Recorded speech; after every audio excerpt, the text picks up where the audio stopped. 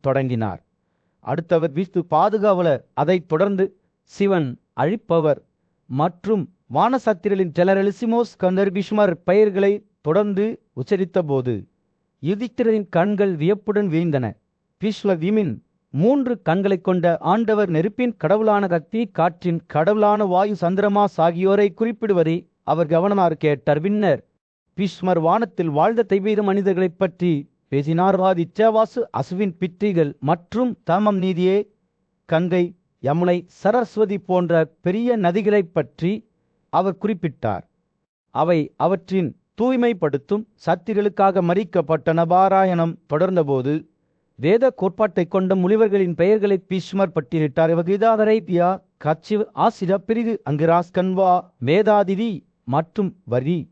இந்த மதிப்புமிக்க முனிவர்கள் ஒவ்வொரு பாவத்திலும் ஒன்றை சுத்தம் செய்யும் திறன் கொண்டவர்கள் என்று கூறப்படுகிறது. அடுத்து ஞானத்துடனும் நீதியுடனும் ஆட்சி செய்த மாபெரும் மன்னர்களை பற்றி பீஷ்மர் பேசினார். யாகினல்ஷா, யாது, புரு, சாகா, துண்டுமார, திலிபா, கிருஷா மற்றும் ராமர். இந்த மன்னர்கள் தங்கள் துணிச்சல், ஏக்கம் மற்றும் தெய்வீக பக்தி ஆகியவற்றுக்காக கொண்டாடப்பட்டனர். சூரியன் அஸ்தமிக்க தொடங்கிய போது பீஷ்மரின் குரல் பலவீனமடைந்தது. ஆனால் அவரது வார்த்தைகள் இன்னும் ஆழமான அதிர்வை கொண்டிருந்தன.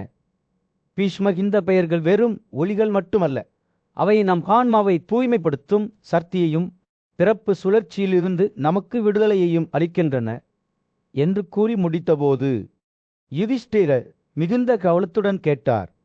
கௌரவர்களுக்காக அசைக்க முடியாத விசுவாசத்துடன் போராடிய மாபெரும் போர்வீரரான பீஷ்மர் தனது அம்புகளின் படுக்கையில் படுத்திருந்த போது பாண்டவர்கள் அவை சுற்றி கூடினர்.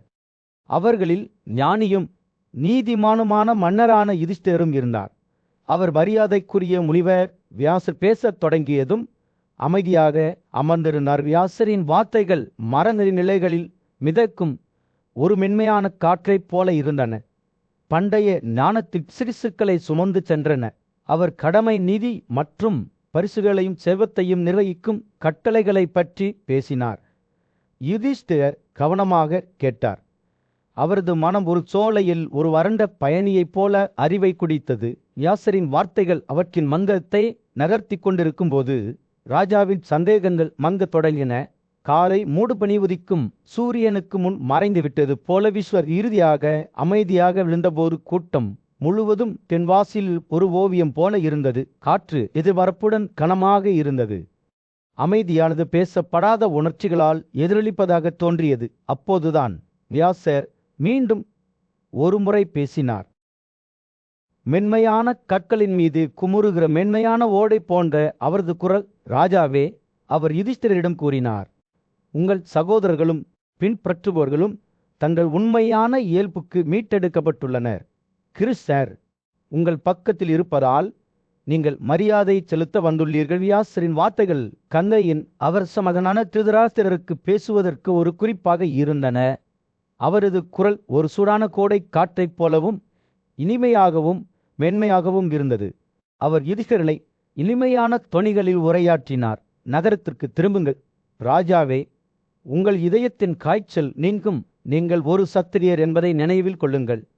சுய கட்டுப்பாடு மற்றும் கடமையில் அர்ப்பணிக்கப்பட்டவர் வியாதியைப் போலவே உங்கள் மூதாதையர்களையும் கடவுள்களையும் தியாகங்கள் மற்றும் பரிசுகளால் மதிக்கவும். திருதராஷ்டிரர் பேசுகையில் அவரது வார்த்தைகள் காற்றில் மிதப்பது போல் தோன்றியது. நினைவுகளின் கிளைகளை சுழற்றி கேட்பவர்களின் இதயங்களை அசைத்தது. யுதிஷ்டிரரின் கண்கள் இரவு வானத்தில் நட்சத்திரங்களைப் போல பிரகாசித்தன. அவர் தனது தாத்தாவின் ஆலோசனையை பின்பற்றுவதாக உறுதியளித்தார். அவர் நிலத்திற்கு அமைதியை கொண்டு வருவதற்கும் தனது நலம் விரும்பிகளுக்கு வெகுமதிகளை வழங்குவதற்கும் தனது மக்களை மகிழ்ச்சியடைய செய்வதற்கும் சபதம் செய்தார். இறுதியாக தலையசைத்த யுதிஷ்டிரன் தனது உறவினர்கள் மற்றும் ஆதரவாளர்களுடன் புறப்பட திரும்பினார். அவர்கள் யானையின் பெயரால் பெயரிடப்பட்ட ஹஸ்தினபுர நகருக்கு சென்றபோது காற்று நம்பிக்கையுடனும் புதிய தொடக்கங்களுடனும் அதிர்வுற்றது போல் தோன்றியது. குந்தியின் மகன் திருதராஷ்டிரர் மற்றும் காந்தாரி ஆகியோருடன் நடந்து சென்றார். அவர் தனது ஆண்டவரின் நினைவுக்கு தன்னை அர்ப்பணித்தார். புத்திசாலி மற்றும் நியாயமான நண்பரான கிருஷ்ணர் மகிழ்ச்சி மற்றும் துக்கத்தின் காலங்களில் ஒரு நிலையான இருப்பு அவர்களின் பக்கத்திலேயே நடந்து சென்றார். அவர்கள் நகருக்குள் நுழைந்தபோது கொண்டாட்டத்தின் ஒலிகளும் வரவேற்பின் ஒலிகளும் காற்றை நிரப்பின. அஸ்தினாபத்தில் வசிப்பவர்கள் யுதிஷ்டரை சுற்றி கூடினர். அவரது நீண்ட பயணத்திற்கு பிறகு அவர் வீடு திரும்புவதை காண ஆர்வமாக இருந்தனர். சூரியன் தனது வடக்கு போக்கை தொடங்கியிருந்தது. இது ராஜ்யத்தில் ஒரு புதிய சகாப்தத்தை குறிக்கிறது. குந்தியின் மகன் மன்னர் யுதிஷ்டிரர் தலைநகரில் 50 இரவுகளை கழித்தார். தனது கடமைகளை செய்து தனது குடிமக்களின் நல்வாழ்வை உறுதிப்படுத்தினார். தனது பேரனின் வார்த்தைகளால் சுட்டிக்காட்டப்பட்டபடி அவர் இந்த உலகத்திலிருந்து புறப்பட தயாராகிக் கொண்டிருந்த போது அவர் பூசாரிகள், உறவினர்கள் மற்றும் ஆதரவாளர்களின் ஒரு பெரிய ஊர்வலத்தை கூட்டினார். அவர்களில் திருதராஷ்டிரர், காந்தாரி, குந்தி மற்றும் யுதிஷ்டிரின் சகோதரர்கள் அனைவரும் கிருஷ்ணர், விதுரா மற்றும் பிற ஞானிகளுடன் இருந்தனர். அவரது அம்புகளின் படுக்கையில் படுத்திருந்த மாபெரும் போர்வீரரால பீஷ்மரின் தியாக நெருப்புகளும் ஊர்வலத்தில் ஏற்ற பட்டண மரியாதைக்குரிய முனிவர்களால் சூழப்பட்ட பீஷ்மர் ஓய்வெடுத்த இடத்தை அவர்கள் நெருங்கிய போது யுதிஷ்டிர தனது ரதத்திலிருந்து இறங்கி தனது பேரனுக்கு வணக்கம் செலுத்தினார். பின்னர் மன்னர் பீஷ்மரிடம் உரையாற்றினார். அவரது மறைவை எளிதாக்க என்ன செய்ய முடியும் என்று கேட்டார். அவரது விருப்பப்படி அனைத்து ஏற்பாடுகளும் செய்யப்பட்டுள்ளன என்று அவருக்கு உறுதியளித்தார். பீஷ்மர் தனது கண்களை திறந்து யுதிஷ்டிரரின் கையை அன்பின் சைகையாக எடுத்துக்கொண்டு அவரை சுற்றி கூடியிருந்த பார்தர்களின் கூட்டத்தை பார்த்தார். வலிமையான போர்வீரன் இடி போன்ற ஆழமான குரலில் பேசினார். குந்தி மதனே, அதிர்ஷ்டம்! நீ உன் ஆலோசகர்கள் அனைவருடனும் வந்துள்ளாய். 1000 கதிர்கள் கொண்ட பகல் படைப்பாளர் அதன் வடக்கு நோக்கி செல்ல தொடங்கியுள்ளாதான். 50 இரவுகள் தனது படுக்கையில் படுத்து கொண்டிருப்பதை விளக்கிய பீஷ்மர் இந்த காலம் ஒரு நூற்றாண்டு காலம் என்று உணர்ந்தார். சந்திர மாதமான மகம் வந்துவிட்டதாகவும் தான் இந்த உலகத்திலிருந்து பிரிந்து செல்ல வேண்டிய நேரம் வந்துவிட்டதாகவும் அவர் யுதிஷ்டிரரிடம் கூறினார். குரு வீரன் பின்னர் திருதராஷ்டிரரிடம் உரையாற்றி தனது பொல்லாத மகன்களுக்காக துக்கப்படக்கூடாது என்று உறுதியளித்தார். அவர்களின் தலைவிதி முன்கூட்டியே நிர்ணயிக்கப்பட்டதாகவும் அவர்கள் தங்கள் தீய செயல்களால் தங்கள் சொந்த வீழ்ச்சியை கொண்டு வந்ததாகவும் பீஷ்மர் அவருக்கு நினைவூட்டினார். பீஷ்மர் எல்லா கடவுள்களின் கடவுளான வாசுதேவரிடம் திரும்பி மரியாதை செலுத்தினார். அவர் வாசு என்ற உயர்ந்த அந்தஸ்தை பெறுவார் என்பதை அறிந்த கிருஷ்ணரிடம் இந்த உலகத்தை விட்டு வெளியேற அனுமதி வழங்குமாறு கேட்டார். குருக்கேத்திரத்தின் போர்க்களத்தில் சூரியன் அஸ்தமித்து சோர்வடைந்த போர்வீரர்களின் மீது ஒரு பொன்னான பிரகாசத்தை செலுத்தியது. சாந்தனுவின் மகன் பீஷ்மர் காயமடைந்த நிலையில் கிடந்தார். அவரது வாழ்க்கை ஒவ்வொரு நொடியும் நழுவியது.